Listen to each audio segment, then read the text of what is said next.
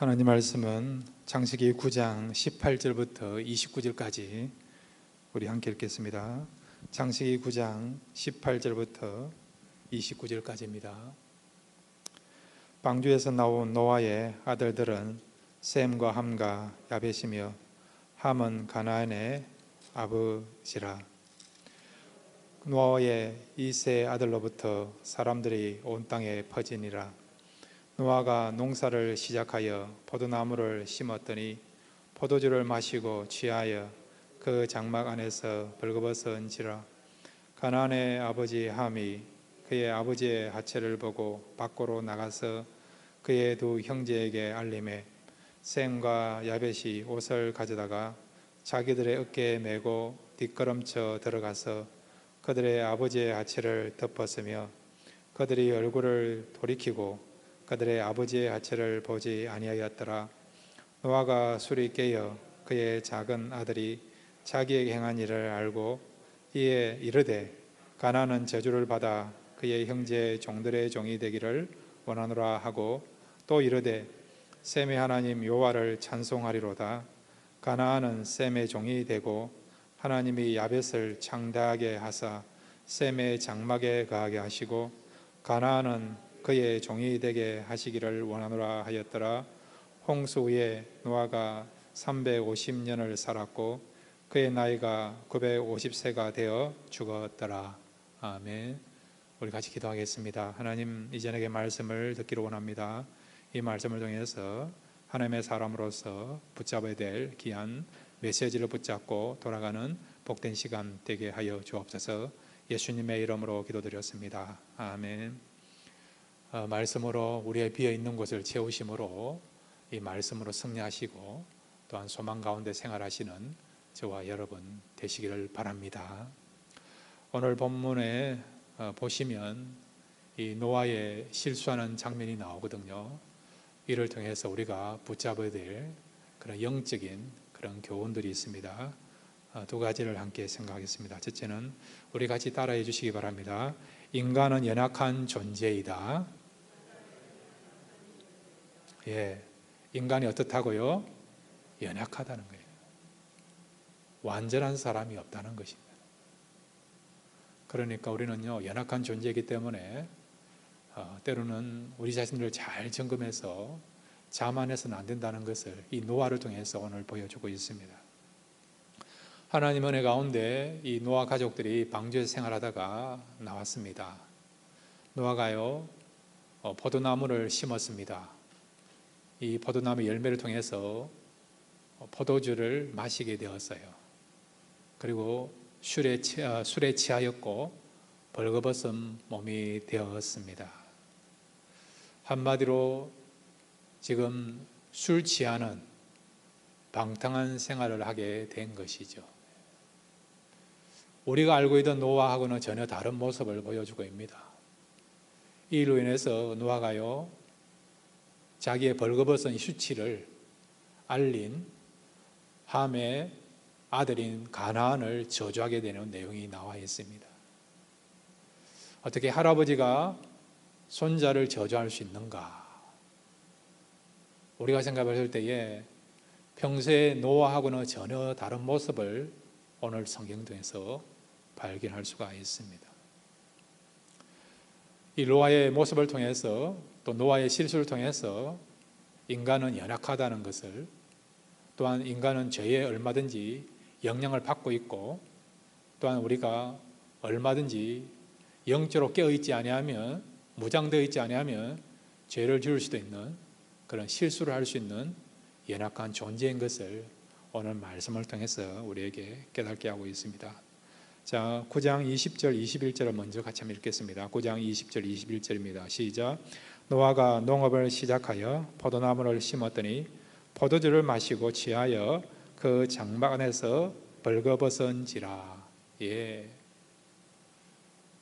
이렇게 참 안타깝게, 그리고 또한 우리에게 그런 존경을 주는 모습이 아니고 부도덕하고 그 다음에 은혜를 끼치지 못하는 그런 연약한 모습으로 노아가 지금 전락되었다는 것을 우리에게 보여주고 있지요.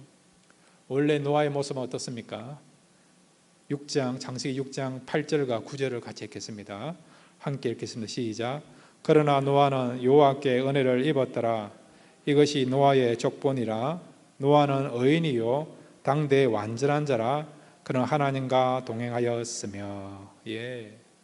우리가 알고 있는 노아는 이런 사람이에요. 하나님께 은혜를 받은 자였고, 그 다음에 의인이었고, 완전한 자였고, 하나님과 동행한 사람이었습니다.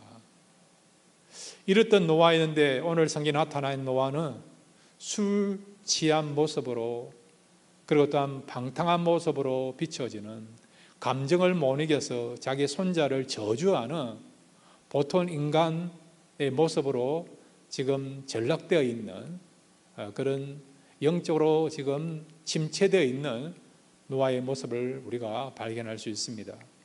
에스겔서 14장 14절에도 보면요, 에스겔 선지자가 구약에 등장한 인물들 가운데 그래도 경건하고 공의로운 사람을 선정할 때에 그 세 사람 중에 든 사람이 노아예요.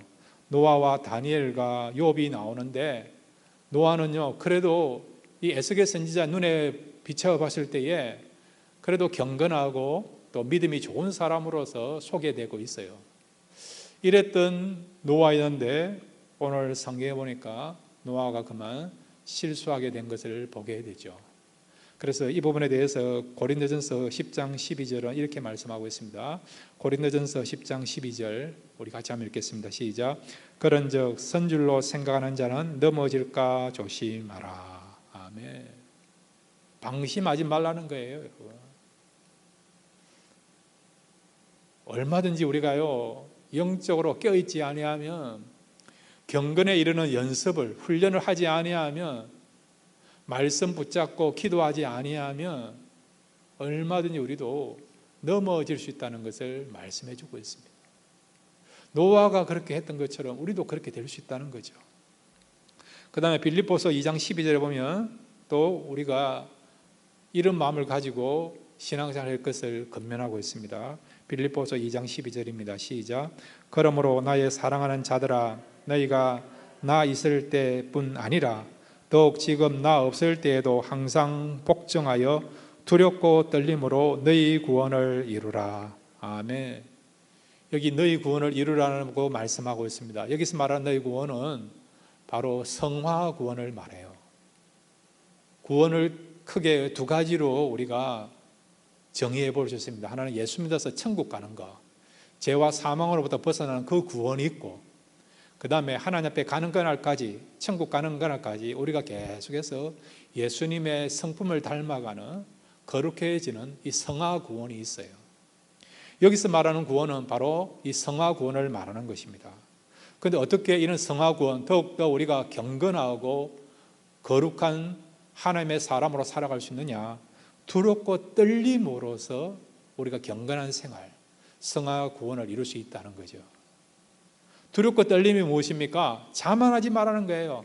나 믿음 좋다. 나는 얼마든지 죄를 이길 수 있다. 사탄이 와도 나는 유혹에 넘어지지 않는다. 그런 자만한 마음을 갖지 말고 늘 긴장하면서, 근신하면서, 깨어있으면서, 대비하면서 그런 마음을 가지고 살아가는 삶이 뭐라고요? 두렵고 떨림이라는 것을 말씀해 주고 있습니다. 그러면 여러분, 노아가 언제 실수하게 되고 넘어졌습니까? 어려울 때입니까? 아니면 평안할 때입니까? 평안할 때죠. 120년간 방주를 만드는 과정 속에서는 노아는 넘어지지 아니했어요. 완전한 자였고 어려운 자였고 의인이었고 하나님과 동행한 사람이었습니다. 1년 열흘 동안 방주에 있을 때도 마찬가지예요. 우리가 벌써 지금 코로나 바이러스 이 팬데믹 가운데 있은 기간이 이제 3월 달이면 거의 1년이 다 돼가지 않습니까? 아직도 우리가 지금 여러 가지 숙제를 안고 있고 어려운 가운데 있지 않습니까? 노아가요 1년 열흘 동안 방주에 있을 때는 실수하지 아니했어요. 방탕하지 아니했습니다. 어려운 자였고 경건한 사람이었고 하나님과 동행한 사람이었다는 것이죠. 그런데 그가 언제 이렇게 방탕한 자가 되고 술 취하는 자가 되고 자녀들에게 덕을 끼치지 못하는 그런 사람이 되었습니까?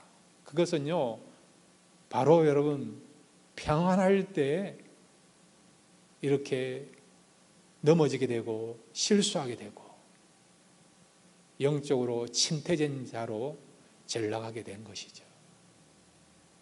노아뿐만 아니라 성경의 위대한 인물들을 보면요, 고난이 있고 시련이 있을 때는 깨어 있어요.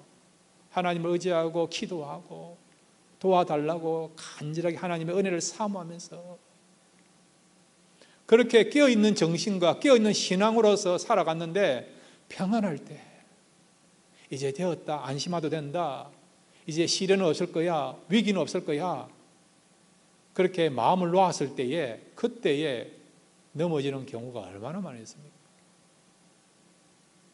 대표적인 사람이 누굽니까? 다윗 아닙니까? 다윗이 사울에게 쫓겨서 광야 생활할 때는요, 그런 영적으로 깨어있는 사람이었습니다. 늘 기도하는 사람이었고 찬양하는 사람이었어요. 근데 그가 하나님의 은혜 가운데 왕이 되었어요. 그 옛날과 점점점 확장되어 갔습니다.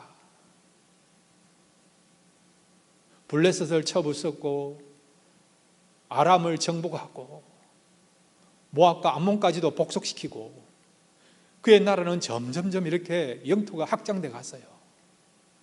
전쟁에서 승리하니까 많은 물질을 얻게 된 것이죠. 태평성대를 이루게 된 것이죠. 그럴 때 다윗이 넘어진 거 알고 있지 않습니까? 우리아 안에 밧세바를 취하는 간음죄를 짓게 되었고, 그것을 듣기에 어떻게 했습니까? 우리아까지도 살인교사에서 죽이게 하는 엄청난 죄악을 지었던 그때가 언제입니까? 평안할 때는 평안할 때. 솔로몬도 마찬가지예요. 그가 왕위에 올라왔을 때는 정말 겸손하고요, 하나님의 은혜를 사모하고 지혜를 사모하면서 그렇게 바른 신앙과 바른 중심을 가지고 나라를 잘 다스렸습니다. 나라가 이제 평안하니까 어떻게 합니까? 결국 부패하고 타락해서 이방 여인들을 자기의 아내로 삼은 말미암아 결국 한동안 하나님의 그런 곁을 떠나게 되고 믿음에서 벗어나게 되는 그런 삶을 살게 된 거죠. 그러니까 여러분, 고난과 시련이 있을 때보다도 우리는 언제 더 긴장해야 된다고요? 평안할 때, 모든 문제가 없다고 생각할 때, 잘 나갈 때, 형통할 때 우리는 더 깨어 있어야 되고 긴장해야 될 것을 말씀해 주는 것입니다. 그러므로 사랑하는 성도 여러분, 고난 가운데서도 기도해야 되지만 평안할 때 더욱더 기도하시기를 바랍니다. 그래야만 우리가 영적으로 침태되지 않고 또한 우리가요 실수하지 않고 지금 하나님 앞에 아름다운 모습으로 거룩한 모습으로 쓸 수 있는 저와 여러분이 될 줄로 믿습니다. 항상 두렵고 떨림으로 우리에게 주신 그 구원을 이룰 수 있는 저와 여러분 되시기를 바랍니다. 두 번째로 여러분, 오늘 본문을 통해서 우리가 붙잡아야 될 교훈이 있습니다. 우리 같이 따라합시다. 하나님의 결정은 참되시다. 이 사실을 믿습니까? 하나님이 결정하시고 계획하시는 모든 일들은요, 뭐라고요? 참되시다, 지당하시다, 그것이라는 것입니다. 자, 오늘 성경 우리 9장 22절 한번 볼까요? 9장 22절입니다. 함께 읽겠습니다. 시작. 가나안의 아버지 함이 그의 아버지 하체를 보고 밖으로 나가서 그의 두 형제에게 알림해. 예.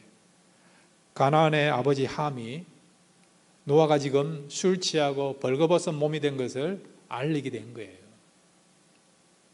이 사실을 노아가 알았습니다. 노아가 이제 어떻게 처신하고 어떻게 결정을 내립니까?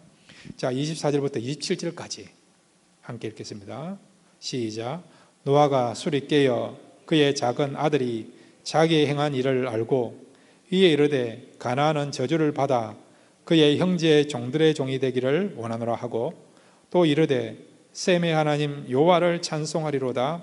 가나안은 셈의 종이 되고 하나님이 야벳을 창대하게 하사 셈의 장막에 거하게 하시고 가나안은 그의 종이 되게 하시기를 원하노라 하였더라. 아멘. 아버지의 벌거벗은 그 수치를 덮어줬던 셈과 야벳은 축복을 받았어요.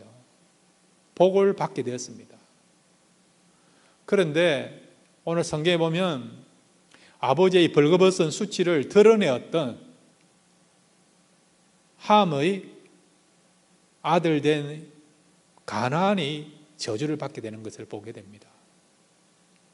이 사실을 알린 사람은요, 함이에요. 그런데 오늘 성경에 보면 누가 저주를 받습니까? 함이 아니고요, 함의 아들 가나안이 저주를 받습니다. 우리가 앞장에 보면 이 함에게는 여러 아들이 있어요. 구스, 미스라임, 붓, 가나안이라고 하는 아들들이 있습니다. 이 네 아들 가운데 막내가 가나안인데 가나안이 저주를 받게 되는 것을 보게 됩니다. 성경의 내용을 우리가 바탕으로 하면 아버지의 수치를, 그러니까 노아의 수치를 보고 그대로 드러나고 알린 사람은 함인데도 불구하고 함이 저주를 받지 않고요, 가나안이 저주를 받고 있다는 거예요. 어떻게 이런 일이 벌어질 수 있느냐? 또 하나는 만약에 함이 저주를 받았다고 한다면 함의 아들이 4명이라 했습니다. 가나안 말고도 구스와 미스라임과 붓이 있어요. 세 아들까지도 저주를 받아야 되는데, 그런데 누가 저주를 받습니까? 또한 누구만이 저주를 받습니까? 다른 아들은 저주를 받지 않고 오직 가나안만, 막내인 가나안만 저주를 받고 있다는 것이죠. 여기서 우리가 질문을 던질 수 있습니다. 정작 자문한 사람은 함임에도 불구하고 노아의 그런 어떤 실수함을 알렸던 사람은 함임에도 불구하고 함은 저주를 받지 않고 왜 가나안만 저주를 받고 있는가? 자, 여러분 9장 1절을 같이 읽겠습니다. 9장 1절입니다. 함께 읽겠습니다. 시작. 하나님이 노아와 그 아들들에게 복을 주시며 그들에게 이르시되 생육하고 번성하여 땅에 충만하라. 아멘. 하나님이 누구를 축복하십니까? 노아와 그 아들들에게 복을 주시며, 여기서 아들들은 누굽니까? 셈, 함, 야벳이죠. 셈, 함, 야벳이죠. 하나님이요, 노아와 셈, 함, 야벳을 축복하신 것입니다. 그러니까 하나님이 함을 축복하셨기 때문에 그 축복의 대상 가운데 함이 있기 때문에 결국 노아는 함이 잘못했음에도 불구하고 어떻게 했다고요? 하나님이 축복하신 자를 저주할 수 없어서 저주하지 아니했다는 것입니다. 반면에 여러분, 그러면 왜 가나안은 저주를 하셨는가? 가나안은 왜 저주를 하시고 함의 자녀들인 다른 아들인 붓과 그 다음에 미스라임과 또 구스 이런 아들들은 왜 저주를 하지 않았는가? 노아가 이렇게 저주를 했지만은 이 부분에 대해서 하나님이 허용하실까요? 허용 안 했었겠습니까? 허용하셨기 때문에 저주하신 거예요. 반면에 가나안 말고 다른 아들에 대해서는 하나님이 허용하지 않았기 때문에 그들이 저주를 받지 않았다는 것입니다. 성경에는 지금 노아가 술 취하였고 벌거벗은 몸이 되었고 그것을 알린 사람은 함이라고 나와 있어요. 그런데 성경은 가나안이 저주를 받고 있다는 것이죠. 구체적으로 가나안이 무슨 잘못을 했기에, 무슨 실수를 했기에, 무슨 범죄를 했기에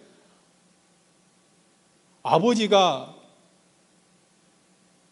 이 사실을 알렸음에도 불구하고 그 사실을 알린 노아의 그런 수치를 덮어주지 못했던 함은 그 저주로부터 벗어나게 되고 징계를 받지 아니하고 오히려 가나안은 왜 이렇게 징계를 받게 되고 저주를 받게 되는가?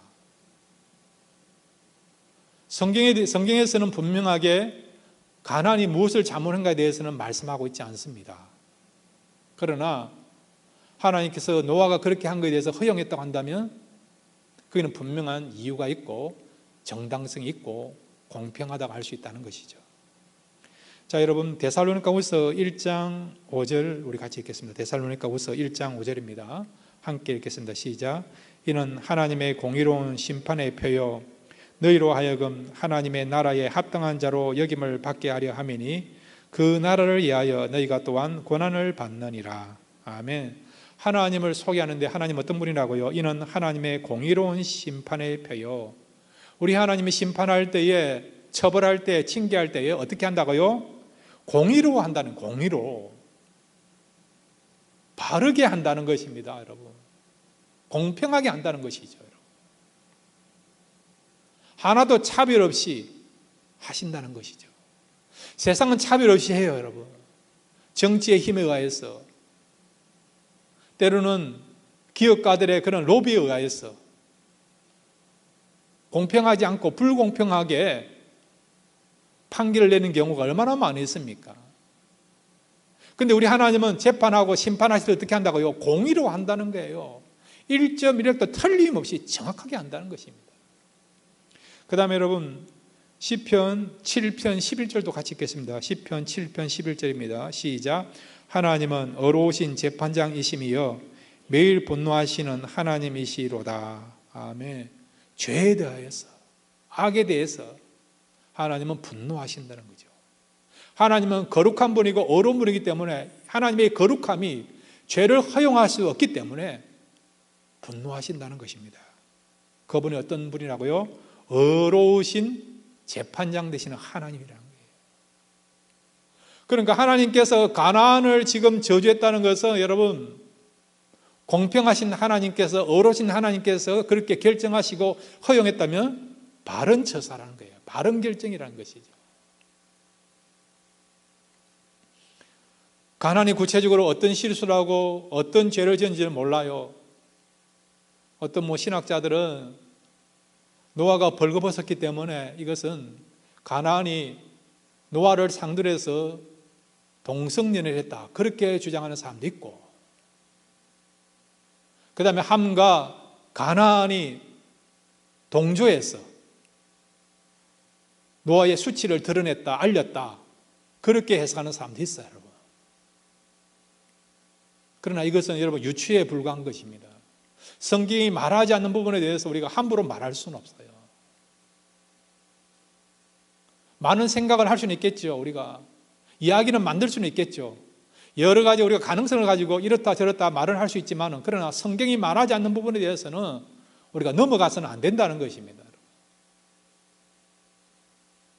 성경은 분명하게 함이 그것을 알렸지만 함에 대해서는 저주하지 않고 함의 아들인 가나안이 저주를 받는 걸로 기록되어 있고, 또 우리가 그 말씀을 지금 읽고 또 발견을 했습니다.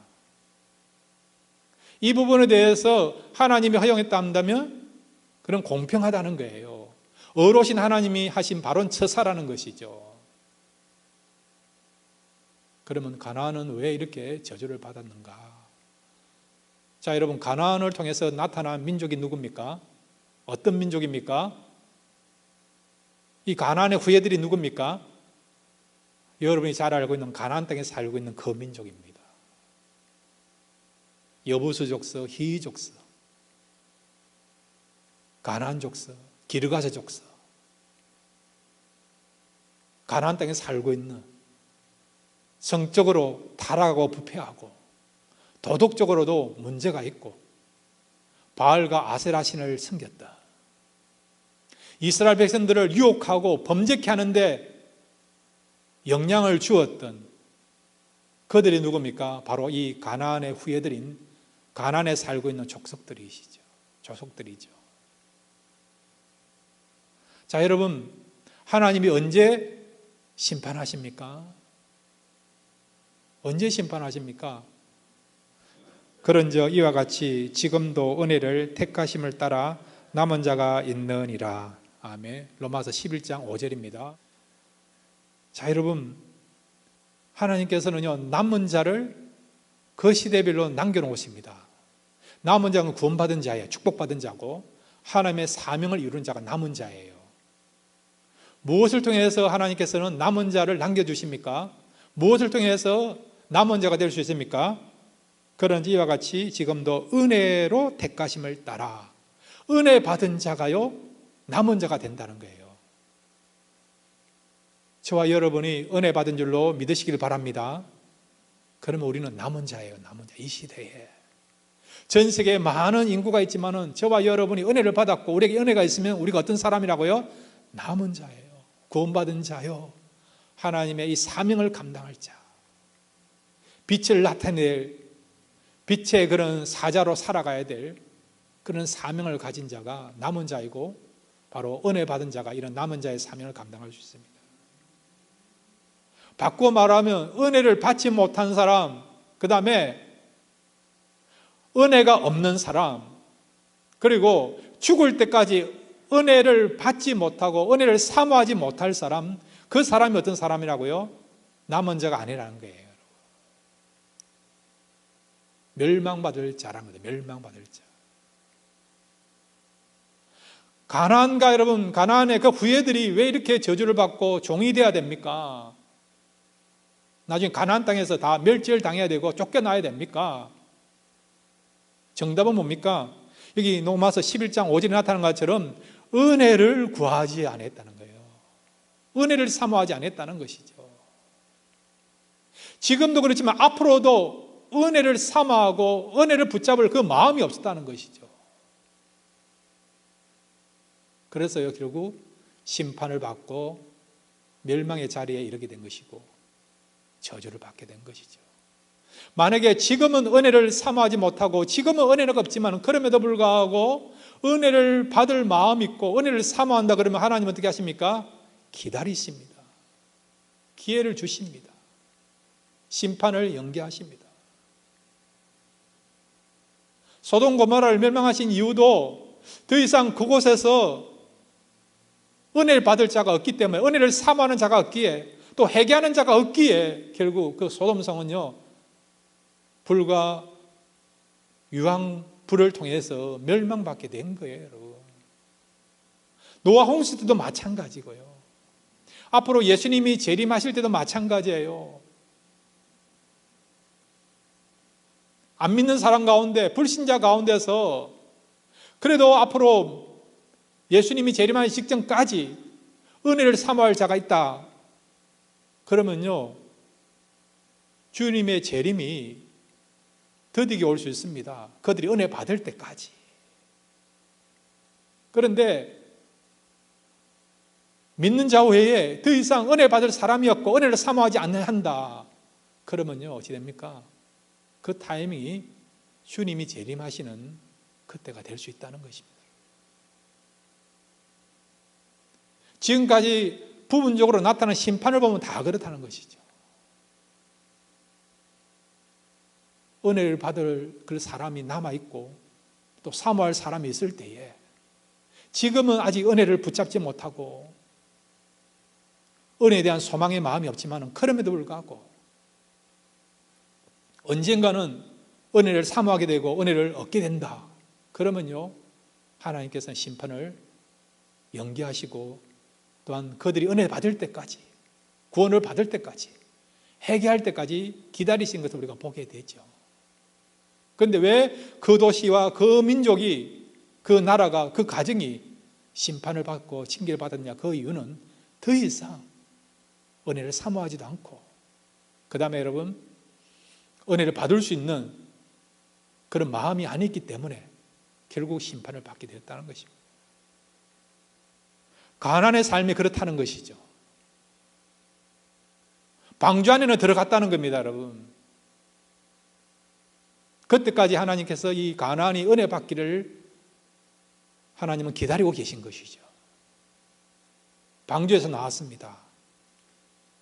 그러면 은혜를 사모하고 붙잡아야죠. 셈과 야벳은 은혜를 사모한 자이고 은혜를 붙잡은 자였던 것입니다. 그래서 축복받게 된 것이죠. 가나안은 그렇지 아니했다는 것이죠. 더 이상 은혜 받을 수 있는, 은혜를 사모하는 그런 마음이 없기 때문에 결국 저주를 받게 된 것입니다. 사랑하는 여러분, 오늘 이 시대에 저와 여러분이 변함없이 계속해서 우리가 삼아야 될 것은 은혜인 것을 믿으시기를 바랍니다. 은혜를 사모하십시오. 은혜를 붙잡으십시오. 그것만이 저와 여러분이 믿음의 사람으로, 경건의 사람으로 살아갈 수 있는 것입니다. 완전한 자요 의인이요, 하나님과 동행했던 노아가 왜 이렇게 영적으로 침체하게 되고 실수하게 되느냐? 은혜를 붙잡지 아니해서 그렇게 된 것입니다. 다윗도 마찬가지고 솔로몬도 마찬가지고요. 베드로도 실수하지 않았습니까? 예수님 앞에서 당당하게 고백하지 않았습니까? 다른 제자들은 다 예수님을 버리고 도망할지라도 나는 목숨 걸고 주님 따라가겠습니다라고 호언장대는 사람이 누굽니까? 베드로 아닙니까? 그런데도 베드로의 모습이 어떻게 됩니까? 제사장들에서 불을 쬐면서 예수님을 3번씩 모른다라고 부인했던, 정말 믿음이 없는 사람으로 낙인 찍혔던 사람이 베드로 아닙니까? 은혜로 충만했다고 한다면 숭배하는 마음을 가지고 부인하지 아니했겠죠, 여러분. 은혜로 채워지지 아니하니까 결국 예수님을 모른다라고 부인하게 된 것이죠. 지금도 마찬가지예요. 고난 가운데서도 우리가 은혜를 사모하고 은혜를 붙잡아야 되고, 평안하고 형통할 때는 더욱더 은혜를 붙잡아야 됩니다. 그래야만 우리가 자만하지 않고요, 은혜를 통해서 우리가 넘어지지 않고 더욱더 경건한 사람으로, 하나님의 사람으로 살아갈 수 있습니다. 은혜를 소망하시고 은혜로 채워주셔서 이 은혜로 승리의 삶을 살아가시는 저와 여러분 되시기를 주님의 이름으로 축원드립니다.